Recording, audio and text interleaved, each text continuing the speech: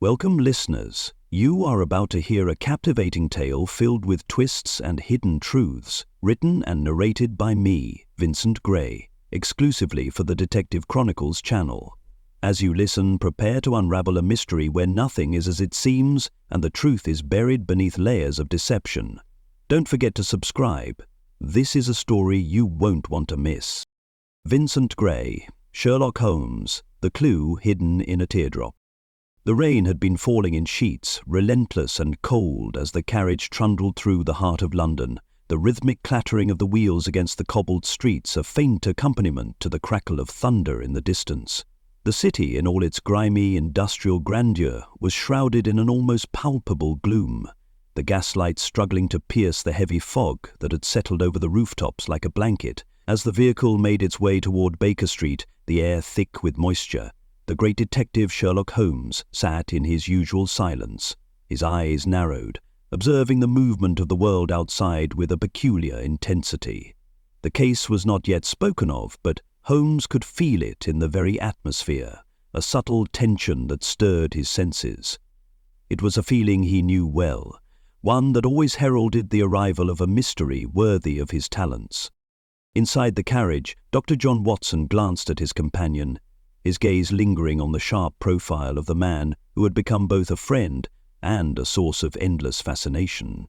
Holmes' mind was a labyrinth of thoughts, shifting rapidly from one theory to another, each one more intricate than the last. Watson, ever the observer of Holmes' peculiarities, knew that his friend's mind was never at rest. It had been this way for years, ever since the two of them had first crossed paths in that dusty old office at St. Bartholomew's Hospital. Back then, Watson had been a struggling doctor, fresh from the horrors of war, and Holmes had been the enigmatic detective who had solved mysteries with nothing but a glance. "Holmes," Watson ventured, breaking the silence, "you've not said a word since we left the station. Are you not curious about our client's story?" Holmes' eyes flickered, briefly locking with Watson's. There was something in his gaze, sharp, calculating, that spoke of an internal conflict, something Watson couldn't quite place. Holmes' lips curved into a slight, almost imperceptible smile. "Curiosity, Watson," he replied, his voice low and measured, "is not my greatest ally. It is simply a tool, a means to an end."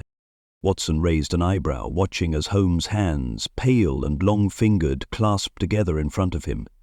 It was a gesture that signified the deep concentration that always accompanied his work. "Still," Watson pressed. The man sounded desperate. A missing heirloom, and not a word about the nature of the theft? Surely that warrants some curiosity? Holmes's smile deepened, a wisp of amusement in his eyes. "There are many things that warrant curiosity, Watson, but some mysteries are not yet ready to be solved. They need time to reveal their secrets." The carriage pulled to a halt in front of their familiar address, and as the door swung open, the scent of rain and damp earth wafted inside. Holmes stood, his figure slender and poised, before stepping out onto the wet street. Watson followed, but not without casting one last look at his companion, who seemed, as always, to be both lost in thought and acutely aware of everything around him. Baker Street was, as it had always been, bustling with life, but distant from the noise of the city. The building at 221B stood like a stoic sentinel, its brick exterior weathered but unchanged. Holmes ascended the stairs to their apartment with a purposeful stride, Watson trailing behind. Inside, the familiar warmth of the fireplace greeted them, and Holmes immediately moved toward his desk, where papers, books, and the faint traces of past cases lay scattered across its surface. He paused only to remove his coat, draping it over the back of the chair before sitting down. "Tell me, Watson," Holmes began, his voice breaking the stillness once more, "have you ever wondered why some mysteries seem to find us rather than the other way around?" Watson hesitated, his coat still in his hands. "I suppose I have, but mysteries are, after all, your domain. I merely observe." Holmes leaned back in his chair, the firelight casting long shadows across his face. His eyes gleamed with a mixture of excitement and uncertainty. The world is full of secrets, Watson. We are surrounded by them, and some of those secrets choose us. They seek us out, like a whisper in the dark. Watson, unsure how to respond, merely nodded, knowing that Holmes's mind was already far beyond this conversation, moving toward the heart of a mystery that had not yet fully unfolded. He stood silently as Holmes reached for his violin, the smooth, calculated movements of his fingers already drawing out the first few notes of a familiar melody. The tune filled the room, quiet and haunting, as if Holmes were playing not just for the room, but for the mystery that was about to unfold. As the music swirled around them, the doorbell rang, a sharp, urgent sound that broke through the fog of thought. Holmes, without missing a beat, rose to his feet, his eyes never leaving the violin's strings.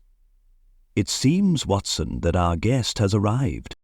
Watson quickly moved to the door, opening it to reveal a tall, thin man, impeccably dressed but clearly anxious. His face was pale, his eyes darting nervously as he stood in the doorway. "I am Lord Merton," the man introduced himself, his voice trembling slightly. "I've come to request your assistance, Mr. Holmes. There has been an incident." Holmes lowered his violin and fixed the man with an intense, almost unsettling gaze. "An incident, you say? Do come in, Lord Merton. We shall see if we can shed some light on it." As the man entered, the tension in the room deepened. Watson could sense it immediately. The air was thick with a quiet dread. Lord Merton's presence seemed to amplify the mystery, as if he were carrying a burden that no words could describe. Holmes' eyes flickered to the man's hands, which were clenched tightly in front of him. There was a story there, Watson could feel it, one that would soon be uncovered. Holmes gestured for the man to sit, and Lord Merton did so, though his posture remained stiff, as though every movement pained him. As he spoke, his words came slowly, carefully. "My family. We have been targeted, Mr. Holmes. Someone has stolen something of great value from us, a priceless heirloom, a diamond to be precise, and yet I cannot fathom how it was taken, or by whom." Holmes listened intently, his gaze never leaving the man's face. Watson, meanwhile, couldn't shake the feeling that there was more to Lord Merton's story than he was letting on. The detective's silence only served to heighten the tension, as though Holmes was weighing each word before responding. "Tell me, Lord Merton," Holmes finally said, his voice steady and unwavering, "what is it that you are not telling us?" The question hung in the air, unspoken for a moment, before Lord Merton's eyes flickered with a brief flash of something, guilt perhaps, or fear. It was gone as quickly as it appeared, but Holmes had noticed. There was something hidden beneath the surface of the man's story, something that would soon be revealed. The mystery, Holmes knew, had already begun. The room had grown quiet once Lord Merton took his seat, the air thick with unspoken tension. Holmes studied the man carefully as though he were reading a text only he could decipher. His eyes swept over Lord Merton, noting every subtle shift in his posture, the slight tremor in his hands as they gripped the arms of the chair. There was more here than a mere theft, Holmes was certain of it. "Now, Lord Merton," Holmes began, his voice calm but sharp, "you say an heirloom was stolen from your family, a diamond, you claim. Tell me, what makes you certain this is a theft rather than a mere misplacement?" Lord Merton flinched, his eyes darting toward the door as though considering retreat, but he did not rise. Instead, he seemed to gather himself, his voice tinged with something akin to desperation. "It was no mere misplacement, Mr. Holmes. The diamond, it was hidden, carefully concealed in my study. Only I knew its exact location. And yet," Holmes pressed, "it is gone, vanished without a trace. Perhaps the answer lies not in the thief, but in the very nature of the object itself." He leaned forward slightly, his eyes narrowing. "Tell me more about this diamond, Lord Merton. Why is it so valuable?" The air in the room shifted, as though the walls themselves were leaning in to listen. Watson stood in the background, watching his friend's every move, a slight frown creasing his forehead. There was something off about the way Lord Merton spoke, something hidden in his voice that Holmes had already noticed. He had made a habit of listening to the nuances of speech, and something about this man's tone told him that all was not as it seemed. "The diamond," Lord Merton began, his voice now low, almost reverent, "has been in my family for generations. It is not just its worth, but the history it carries. It is said to bring prosperity, though I have never believed in such things." His eyes flickered toward the window, where the rain had started again, tapping against the glass in a rhythmic, soothing pattern. "But lately I fear it has brought more misfortune." Holmes's lips curled ever so slightly. "Ah, the family curse. How convenient. And I take it you suspect someone within the household?" Lord Merton hesitated, as though he were considering whether to reveal more. Finally he spoke, his voice almost a whisper. "I suspect my wife, Lady Eleanor." The name seemed to hang in the air for a moment, and Watson noticed a change in Holmes' expression. Something imperceptible, but there nonetheless. Holmes, who was often cold and detached, showed the faintest flicker of interest. He leaned back in his chair, fingers steepled, eyes fixed on Lord Merton. "Lady Eleanor," Holmes repeated, his voice calm but questioning. "What leads you to believe that?" Lord Merton's gaze dropped to the floor. "She has not been herself lately. She's distant, withdrawn. I've seen her crying at odd times, and she avoids me, as if she's hiding something. I don't know what to think, but there's a part of me that believes she knows more than she lets on."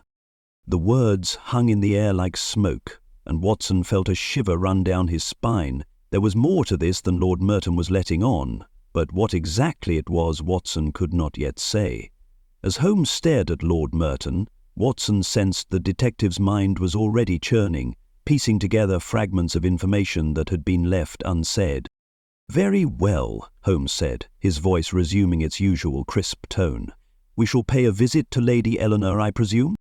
Lord Merton's face paled, and his hands clenched into fists. "Please, Mr. Holmes, you must understand. If there is any truth to what I suspect, I fear the consequences for my family will be far greater than a mere theft." Holmes rose from his chair, his gaze never leaving Lord Merton. "Fear, Lord Merton, often clouds the mind and prevents us from seeing things clearly. We must approach this with the utmost clarity, and I intend to do so. Watson, prepare yourself. We are going to meet Lady Eleanor." Watson moved to the side, his hand brushing the thick velvet curtains as he looked outside at the grey afternoon. The soft drizzle of rain had given way to a heavier downpour, the sky darkening with the promise of more to come.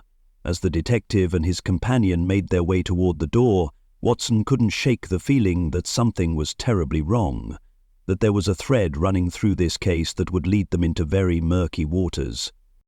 Lord Merton followed them to the door, his posture now tense, as though dreading what they might uncover. "You will tell me the truth, won't you, Mr. Holmes? Whatever it is, you must promise me you will not allow it to tear my family apart." Holmes glanced over his shoulder, his expression unreadable. "I promise nothing, Lord Merton, only that we will seek the truth, no matter where it leads." With that, they stepped into the hallway, the dim light from the gas lamps casting long shadows across the ornate furniture.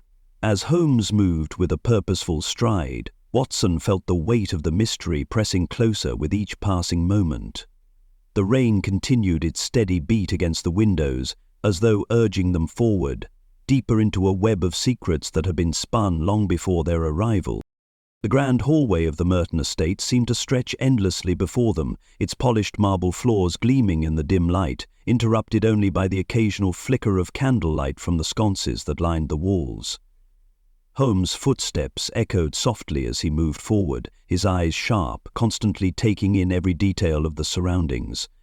The air was thick with the scent of aged wood and floral perfumes, the faintest trace of dust clinging to the corners of the high ceilings. But it was not the opulence of the estate that commanded his attention. It was the subtle sense of unease that seemed to cling to the place like a shadow, persistent and unsettling. Watson, walking just behind him, felt a tightening in his chest. The atmosphere was heavy with something unspoken, and every movement felt measured, deliberate. As they reached the door to the study, Holmes paused for a moment, his hand hovering over the brass doorknob. The silence was oppressive. The faint hum of the storm outside, barely audible against the weight of the moment. Holmes turned to face Watson, his expression unreadable. "This is the scene, Watson," he said quietly, "the heart of the mystery. What we find here will shape the course of our investigation." Watson nodded, his gaze flickering to the door before him. He had been to many such places in his time with Holmes. Houses of grandeur, places of wealth and privilege, but there was something about this particular estate that felt different. The mystery lingered in the air like the storm itself. Unpredictable, dangerous. Holmes turned the doorknob and pushed the door open, the hinges creaking softly in protest. The room before them was richly furnished, the walls lined with bookshelves and cabinets filled with trinkets and heirlooms that spoke of generations of Merton wealth. But it was the study desk that drew their attention. The desk was cluttered with papers, books, and various personal items, but it was the empty space on the far side of the room that caught Holmes's eye. There, in the far corner of the study, was a glass case, empty now, but once home to the diamond Lord Merton had spoken of. The case was delicately crafted, its edges adorned with intricate carvings, now cold and lifeless. The space where the diamond had once rested was bare, the velvet lining that had cradled it now untouched, as if the jewel had never been there at all. Holmes moved toward the desk with a quiet but deliberate stride, his eyes scanning the room. "Do you see it, Watson?" he asked, his voice low but filled with intensity. Watson stepped closer, his gaze following Holmes's every move. "The case is empty," Watson said, his voice betraying his surprise. "But there's no sign of forced entry, no indication that someone broke in." "Exactly," Holmes murmured, his fingers brushing the edge of the desk. "A crime without a trace, an enigma wrapped in silence." He moved toward the glass case, inspecting it carefully. The door of the case had not been tampered with. There was no evidence of a struggle. In fact, everything seemed too perfect, too deliberate. Holmes's gaze shifted to the floor, where he noted the faintest impressions of shoe prints in the dust. They were subtle, almost imperceptible, but to his trained eye they spoke volumes. "Someone was here," Holmes said softly, kneeling to get a closer look, but they knew how to avoid detection, a skilled hand indeed. Watson bent down beside him, his eyes tracing the faint marks in the dust. "Do you think the thief was one of the family?" he asked, his voice filled with uncertainty, "or someone else entirely?" Holmes did not answer immediately. Instead, he stood and walked toward the window, his gaze sweeping out into the storm. The rain had intensified, now battering against the glass in sheets, the sound almost deafening. For a moment it seemed as if the storm itself were mocking their attempts to make sense of the mystery inside the room. Holmes's mind was a whirlwind of thoughts, his every instinct pulling him in different directions. "No," Holmes said finally, his voice cutting through the noise of the storm. "This was not the work of an outsider. This was deliberate. Someone in this house has orchestrated this theft with great care, and I suspect they have left us a message." He turned back to the room, his eyes scanning every inch of the study. It was not enough to simply know what had been taken. He needed to understand how and why. He needed to uncover the secret that had been hidden within the walls of this estate for far longer than anyone might have realized. Watson's eyes lingered on the empty case, his mind grappling with the implications. But why leave no evidence? Why leave it so clean, so perfect? Holmes's lips curled into a faint smile, a glint of excitement lighting his eyes.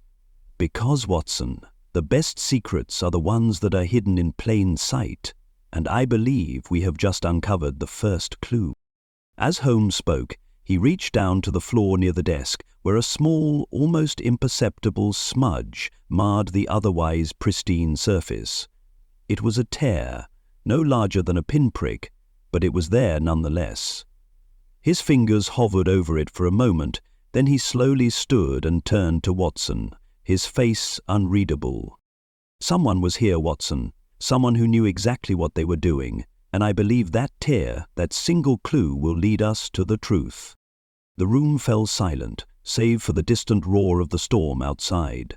Holmes turned toward the door, his mind already racing, the mystery deepening with each passing moment. But as he stepped into the hallway, the sense of urgency in the air grew even stronger. They were no longer just investigating a theft. They were unraveling a web of secrets that had been hidden for far too long.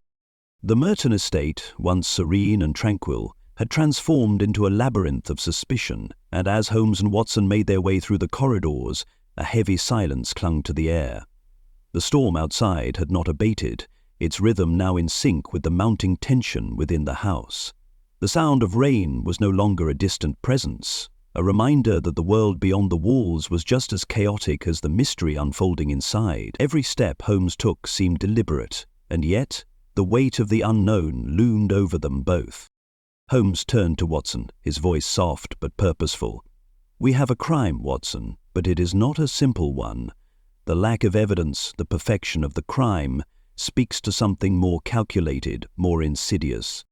Watson nodded, his gaze still lingering on the empty display case they had just left. "But how? Why would anyone go through such lengths to make it seem as if nothing happened? There are no signs of forced entry, no broken windows. It's as if the diamond simply vanished." "Precisely," Holmes replied, his eyes narrowing with intensity. "A disappearance with no trace, a theft that never truly occurred, at least not in the way we expect." They moved through the house, each room they entered adding another layer to the mystery. The walls were lined with paintings and rich tapestries, each corner of the home meticulously decorated. But beneath the elegance lay a quiet disarray. Small details caught Holmes' attention. Papers slightly out of order on a desk, a chair not pushed in quite far enough, the faintest scent of perfume clinging to the air. These were the subtle signs of a house not quite as polished as it seemed, as if the very space had been unsettled by the crime itself. Holmes turned to one of the servants, an older woman who had been quietly following them from room to room. Her name was Mrs. Deverell, and she had served the Merton family for years. "Mrs. Deverell," Holmes began, his tone soft yet commanding, "tell me, what was the state of the study when Lord Merton discovered the theft?" The woman hesitated, her hands twisting nervously in front of her. "Well, sir, it was as you'd expect. A shock, of course. He came to me straight away, saying that the diamond was gone. But there was no sign of a struggle, no broken windows or doors. It was as if it had simply vanished." Holmes nodded thoughtfully, his eyes scanning the woman's face for any sign of hidden knowledge. "And Lady Eleanor?" he asked, his voice barely above a whisper. Mrs. Deverell stiffened, a subtle shift in her posture betraying her unease. "Lady Eleanor? She was in her room, sir, when Lord Merton discovered the diamond was missing. She came downstairs after he called for her. I didn't see her before that." Holmes' gaze sharpened. "Did you notice anything unusual about her behavior? Any change in her demeanor?" Mrs. Deverell hesitated for a moment longer, and then she spoke, her voice lower now. "I did, sir. There was something in her eyes. A look, I'd say. It wasn't shock or surprise, but more a quiet understanding, like she knew something that no one else did." Holmes's brow furrowed, his mind whirling. He turned to Watson, his voice thoughtful. "A subtle detail, but one that suggests more than just an innocent reaction to a theft. We must speak with Lady Eleanor." They left the servant behind and made their way to the drawing room, where Lady Eleanor was waiting. The room was richly furnished, the soft glow of candlelight casting long shadows across the walls. She sat by the window, her gaze fixed on the rain-slicked landscape outside. There was something about the way she sat, poised but distant, that made Watson uneasy. Lady Eleanor rose as they entered, her movements graceful but calculated. "Mr. Holmes, Dr. Watson," she said, her voice a soft melodic tone that held just the faintest hint of strain. "I presume you wish to speak with me about the theft?"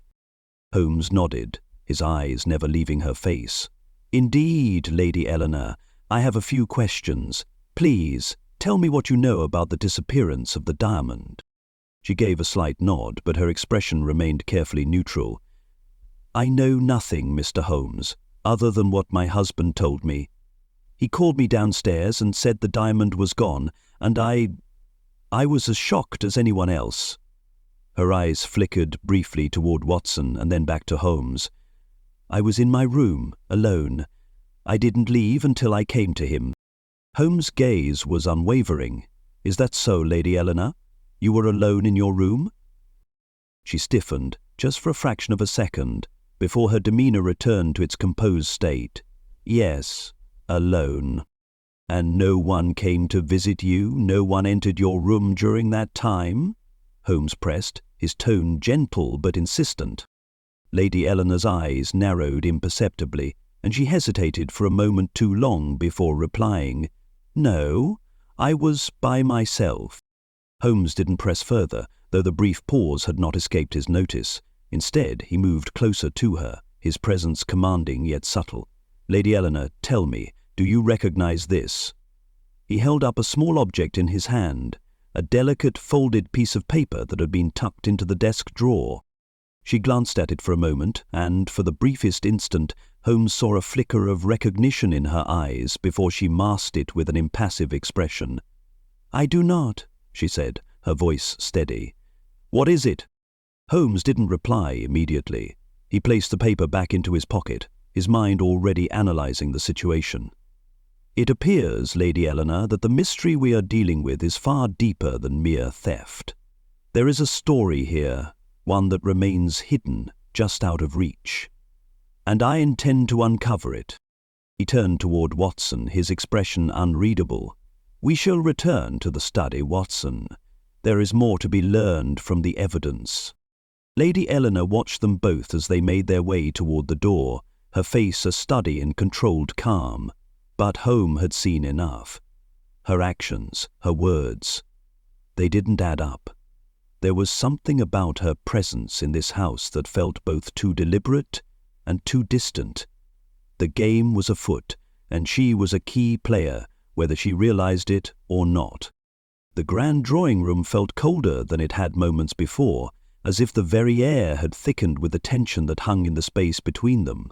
Holmes, his sharp eyes scanning Lady Eleanor's face, seemed to take in every detail, every subtle shift in her expression, every flicker of her gaze. Watson, standing just a pace behind, noticed the tautness in her posture, the rigid control she held over herself. He couldn't quite place it, but something about the lady's demeanor unsettled him.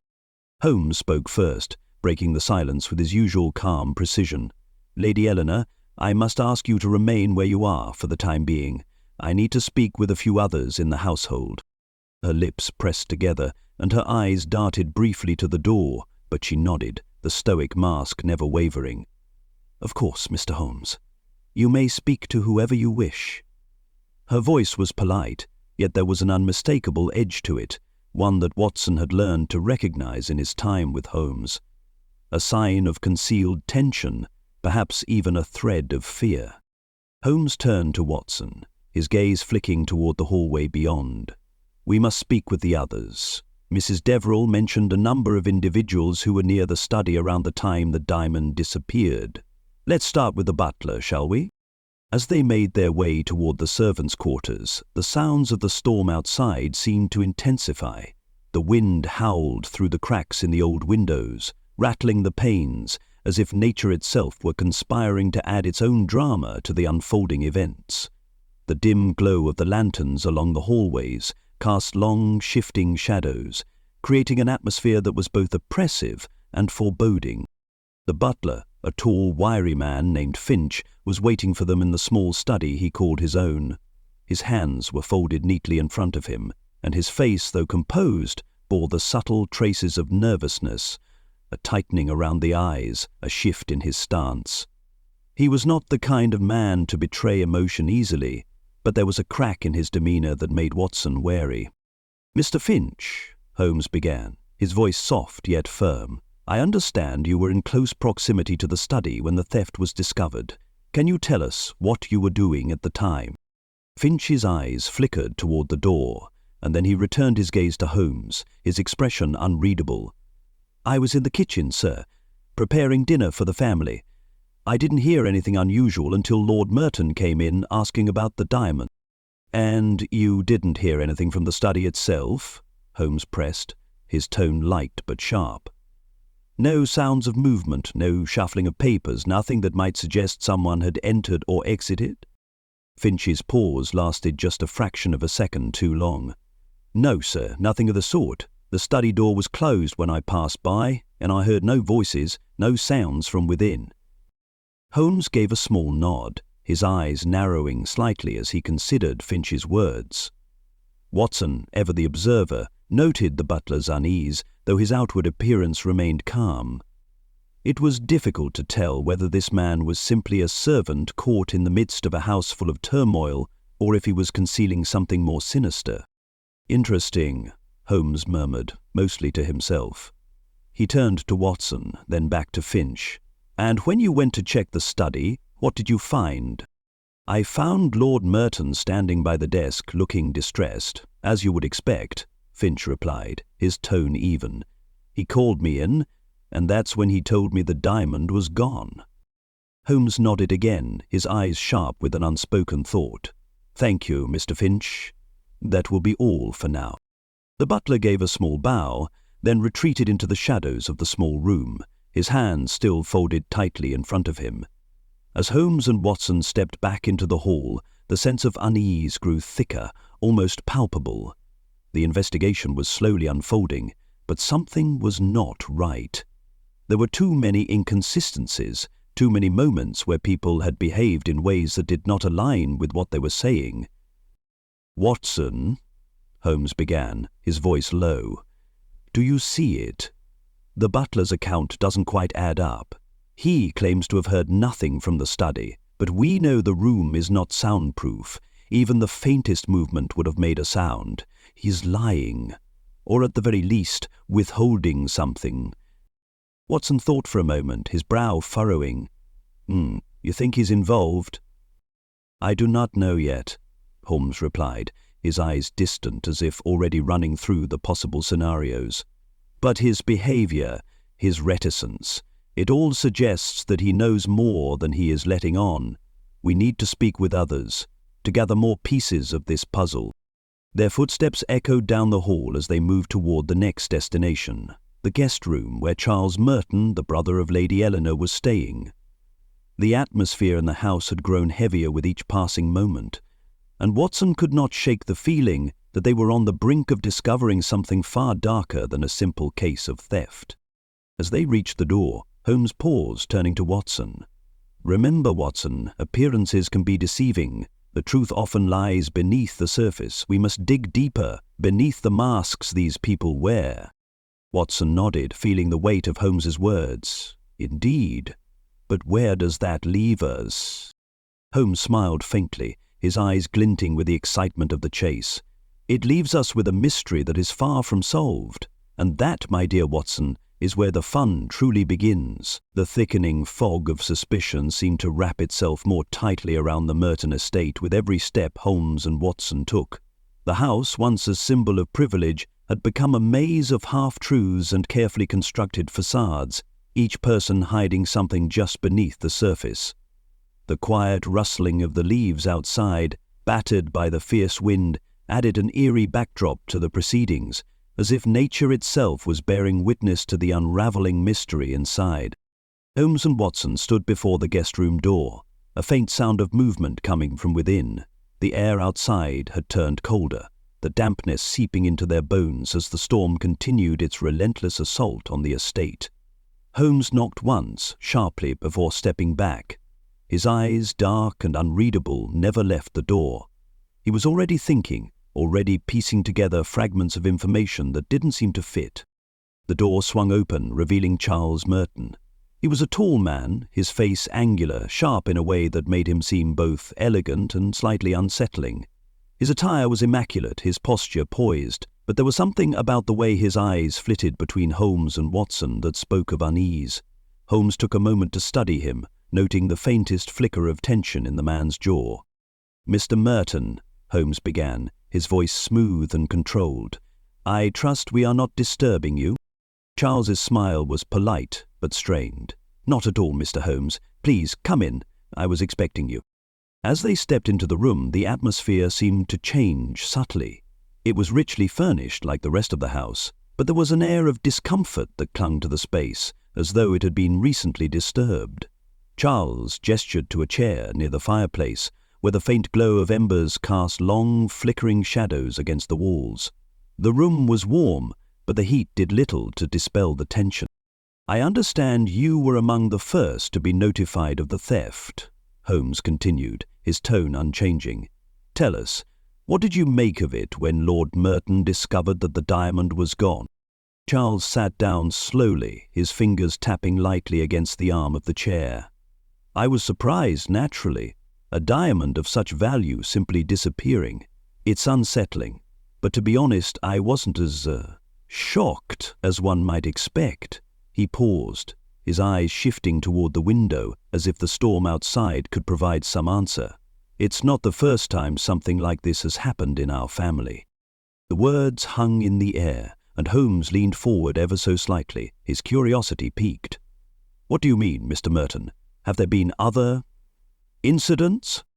Charles' smile returned, though it seemed more forced now. "Oh, nothing of such magnitude. But there have been small misfortunes, odd occurrences that I suppose one could chalk up to misfortune, or perhaps bad luck."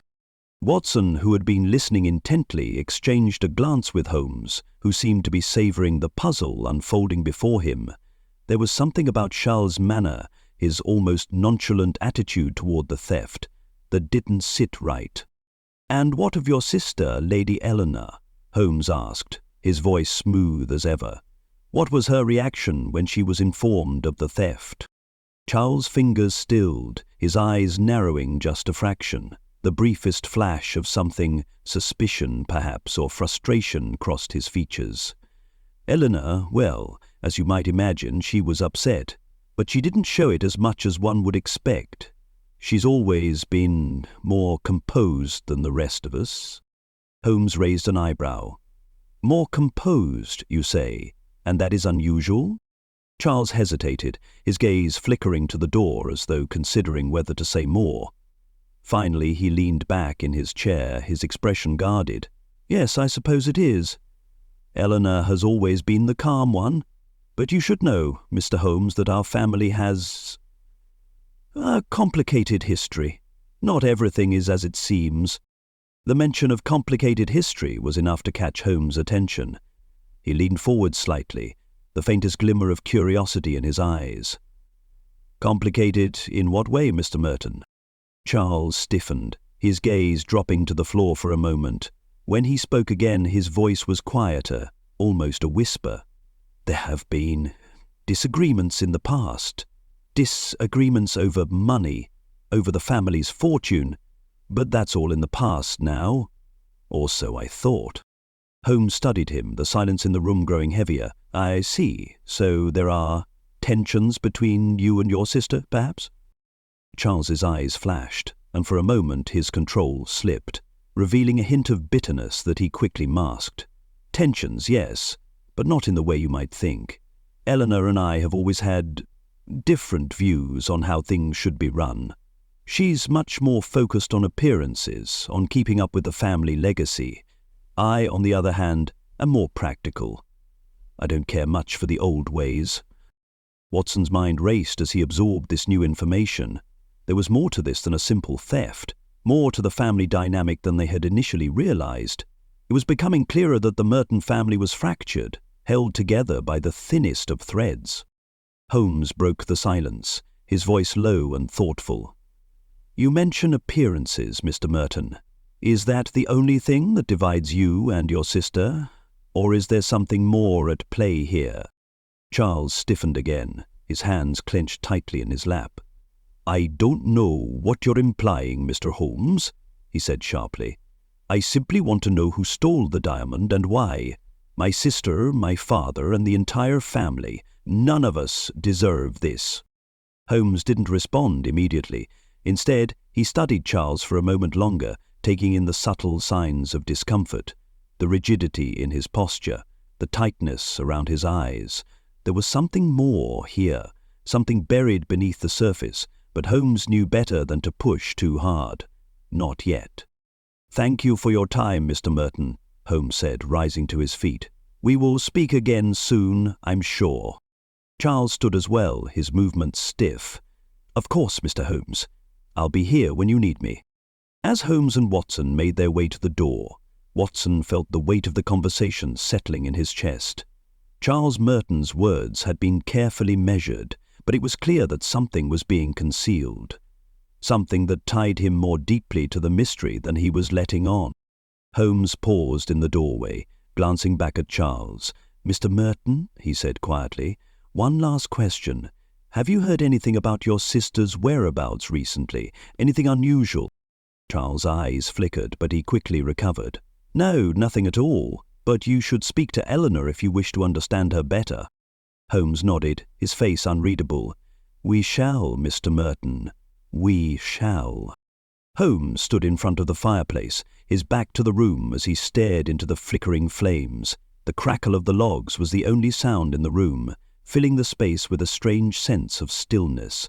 Watson stood just behind him, watching as Holmes's mind seemed to work through the puzzle, his thoughts moving at a pace so rapid it was almost impossible to keep up. The pieces of the case had been scattered in a dozen directions, each lead twisting back on itself, and yet Holmes remained calm, collected, as always. "Watson," Holmes began, his voice breaking the silence, "I believe we are not looking at a simple theft. What we have here is a carefully orchestrated series of events meant to draw us away from the true motive. Lady Eleanor and Charles Merton, despite their denials, are more deeply involved than they have let on." Watson took a step closer, his eyes narrowing as he listened intently. The storm outside had grown fiercer, and the rain battered against the windows in a rhythmic pounding that seemed to match the pulse of his thoughts. But why the elaborate ruse? Why make it seem as if the diamond was stolen?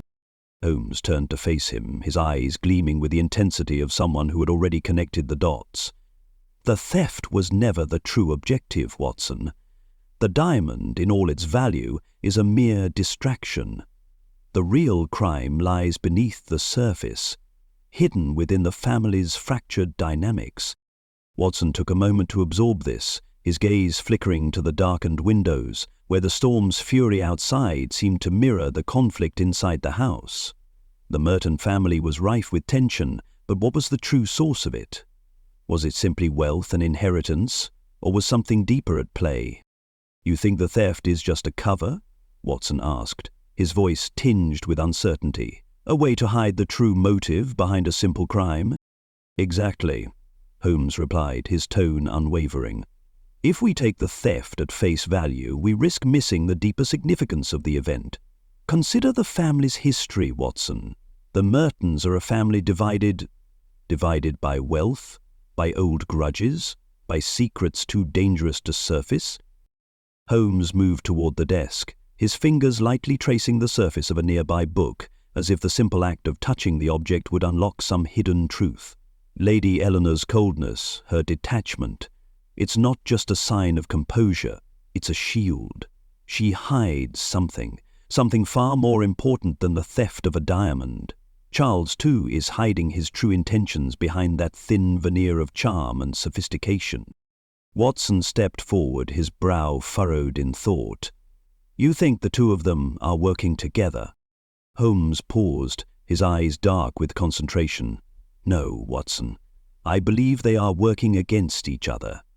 The diamond, though valuable, is not the prize here. It's the control of the Merton family fortune, and Lady Eleanor, I suspect, has been planning something more insidious for quite some time." Watson absorbed this, his mind racing to catch up with Holmes' theory. The clues were starting to fall into place, but the picture that was emerging was far more complex than he had anticipated. "So, you think Lady Eleanor orchestrated the theft, but not for the diamond?" Holmes nodded slowly, his expression grim. "Yes. She manipulated her brother, Charles, and the rest of the family into believing this was about the diamond. But it's never been about the diamond. It's about control, about seizing power over the family's future. But how does the theft of the diamond fit into all of this? Watson pressed, struggling to see how it all connected. "The theft is a smokescreen," Holmes explained, turning away from the desk. "It's meant to draw attention away from the real game being played. By creating a crisis, Lady Eleanor has forced her family into a position where they must rely on her for solutions. And Charles, ever the opportunist, has fallen right into her trap." Watson's eyes widened as the implications became clearer. "So, Lady Eleanor is manipulating everyone, but for what purpose? To control the fortune? To secure her position in the family?" "Precisely," Holmes said, his gaze never leaving the fire. "But there's one final element we haven't yet addressed. The teardrop, Watson. That small, seemingly insignificant detail that has been nagging at me since we discovered it. It's a message, a clue left deliberately by Lady Eleanor. A tear that falls not just from the eye, but from a heart weighed down by guilt and ambition." The fire crackled in the hearth, and for a moment the only sound in the room was the distant howling of the storm. Watson was silent as he took in Holmes's words. The pieces of the puzzle were coming together, and yet there was still one crucial element missing, one final piece that would bring the entire mystery into sharp focus. Holmes turned to face Watson, his expression thoughtful. "Tomorrow we shall confront Lady Eleanor. But before we do, there is something we must uncover, something hidden beneath the layers of deceit and manipulation." "And what is that, Holmes?" Watson asked, his voice low with anticipation. Holmes gave a slight smile, his eyes glittering with the promise of a revelation to come. "The truth, Watson. The truth about what truly motivates Lady Eleanor. And once we uncover that, the rest of this charade will unravel as easily as pulling the thread from an old tapestry." The heavy weight of anticipation hung in the air as Holmes and Watson made their way back toward Lady Eleanor's study. The storm outside had reached its peak, and the thunder rumbled ominously as though nature itself was aware of the final confrontation that was about to unfold. The darkened hallways of the Merton estate seemed to close in around them, the flickering gas lamps casting long, distorted shadows that danced eerily along the walls. Holmes moved with his usual quiet confidence, but there was something different in his demeanor today, a sense of inevitability that seemed to cling to him like the dampness of the storm. Watson, walking just behind him, could feel the tension tightening between them, the silence amplifying their every step. He could sense that this moment, whatever it held, would change everything. They reached the study door, and Holmes paused for a brief moment, his hand hovering over the knob. The stillness of the moment hung like a fragile thread, about to snap. Watson glanced at Holmes, his face a mix of curiosity and apprehension. "Do you believe we have all the answers, Holmes?" he asked quietly, the storm outside now muffling his voice. Holmes did not turn to him immediately, but continued to study the door with an almost unshakable focus. "Not yet, Watson, but I believe we are close. Lady Eleanor's actions, her hidden motives, they are all coming to light now. What remains is to see how far she is willing to go to protect them." The words were enough to send a ripple of unease through Watson's chest. He had seen Holmes confront criminals before, but there was something deeply personal about this case, something that cut through the logic and reason that usually defined Holmes's investigations. The Merton family was more than just a group of suspects. They were a reflection of the complexities of wealth, power, and ambition. And Lady Eleanor, with her poised composure and calculated moves, had become the focal point of it all. Holmes turned the knob, pushing the door open with a soft creak. The study was bathed in the dim glow of the dying fire, the shadows stretching across the room in an unsettling stillness. Lady Eleanor stood by the window, her profile sharp against the stormy backdrop. She had not turned when they entered, as though she had been expecting them all along. "Mr. Holmes? Dr. Watson?" she said coolly, her voice as calm as ever. "I assume you are here to finish what you've started?" Holmes took a step into the room, his gaze never leaving her. "Indeed, Lady Eleanor, we are here to uncover the truth about the diamond, and about you." For a moment the room seemed to hold its breath. The only sound was the crackling of the fire, the rhythmic tap of the rain against the window. Lady Eleanor's gaze flickered toward Holmes, and there was something in her eyes, a brief flicker of fear or perhaps frustration, that she quickly masked. "I don't know what you mean, Mr. Holmes," she replied, her voice steady, but the faintest trace of tension lingered at the edges of her words. "The diamond was stolen. It's a simple matter." Holmes stepped forward, his eyes narrowing slightly. "No, Lady Eleanor, it is not a simple matter. The diamond, as valuable as it is merely a distraction, a carefully placed smokescreen meant to divert our attention from what you truly sought to accomplish. The theft, the drama, it was all part of a far grander plan." She stiffened, her back straightening, but she did not turn away. "You're mistaken. There's nothing more to this than what I've already told you." Holmes's voice grew quieter, more intense. "The diamond was never the goal, Lady Eleanor. The true purpose was control. Control of your family, of your legacy, and of the fortune that has kept you all tied to this house for generations. You, more than anyone, knew that your family's wealth was slipping through your fingers, and you have been planning for this day for far longer than we realized."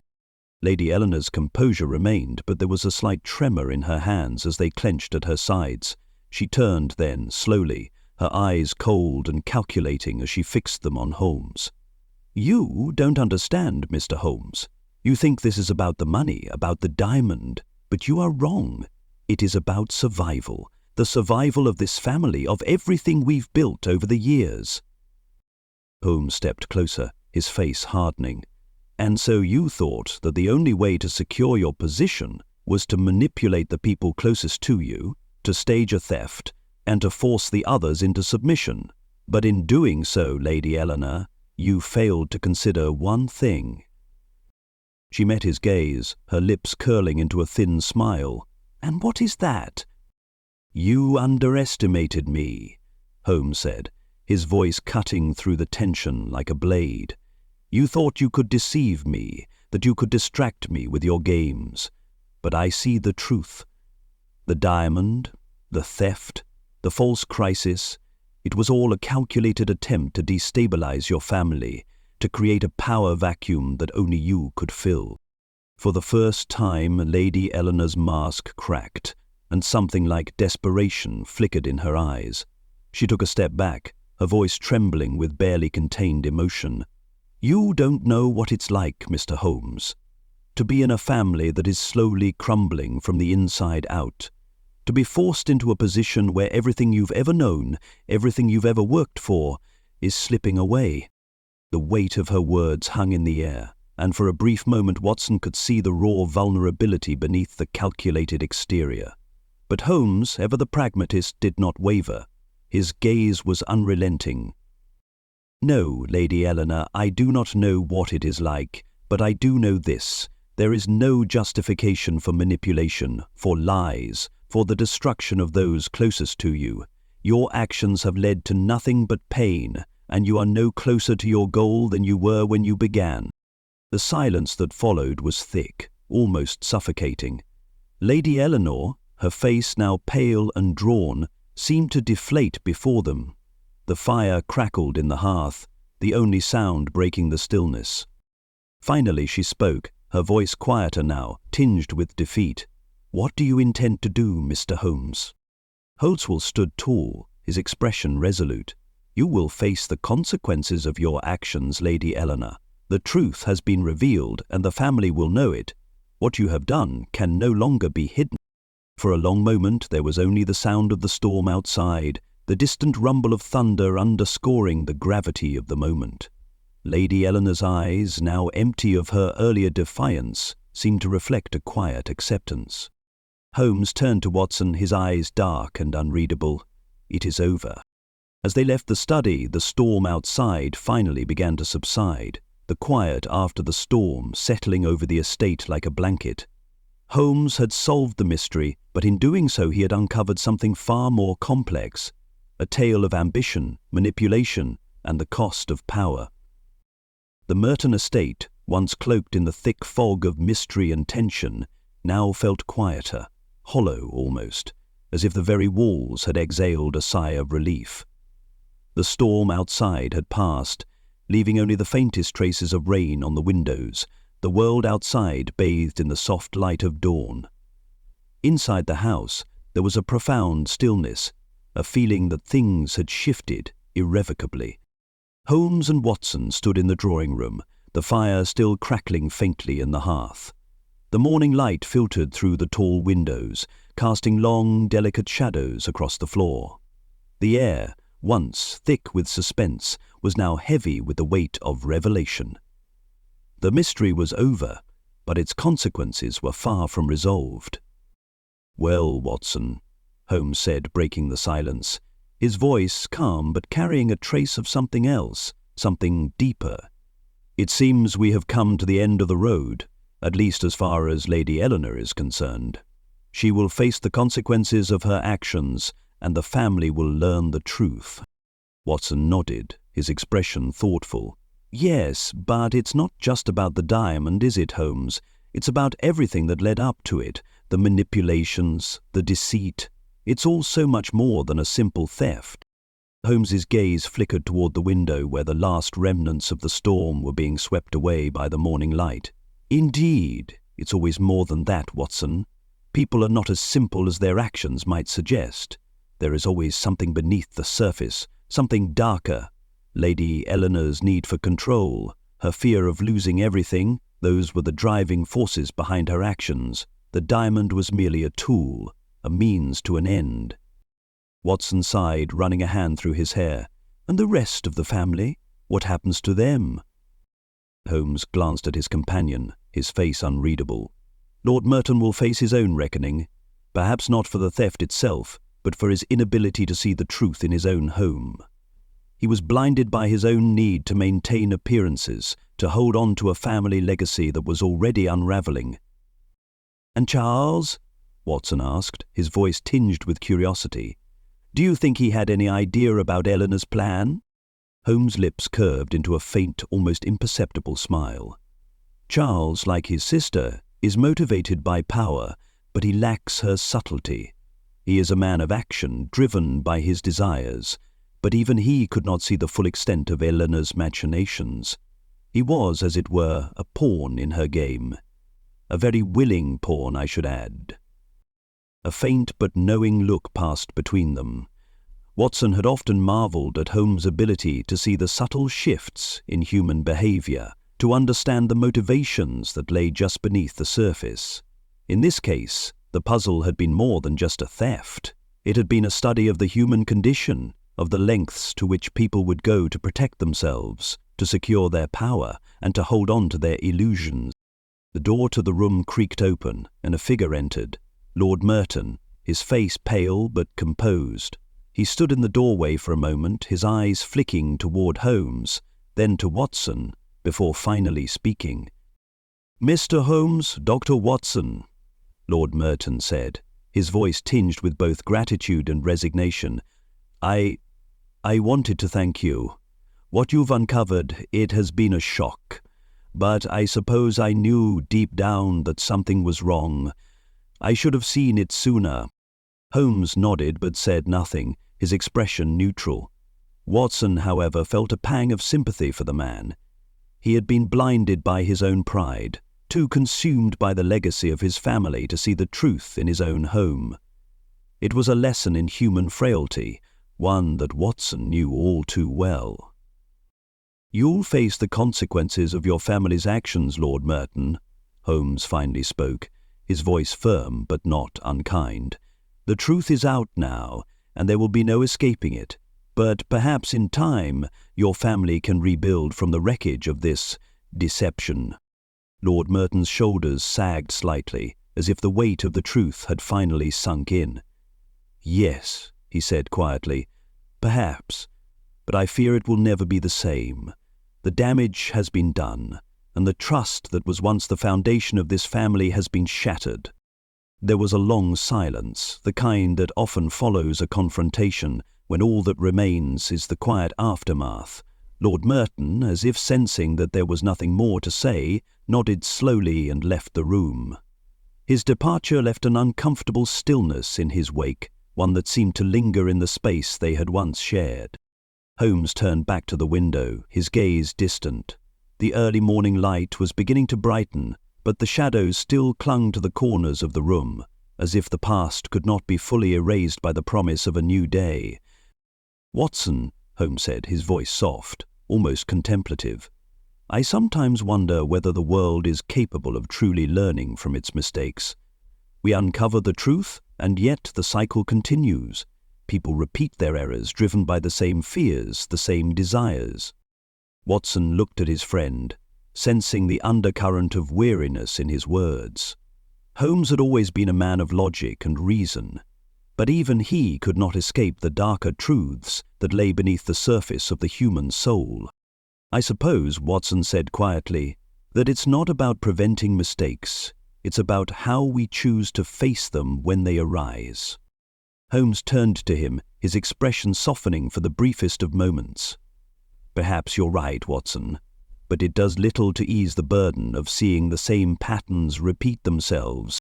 For a moment they stood in silence, the fire casting flickering shadows against the walls, and the storm outside finally giving way to a calm that felt, somehow, fragile.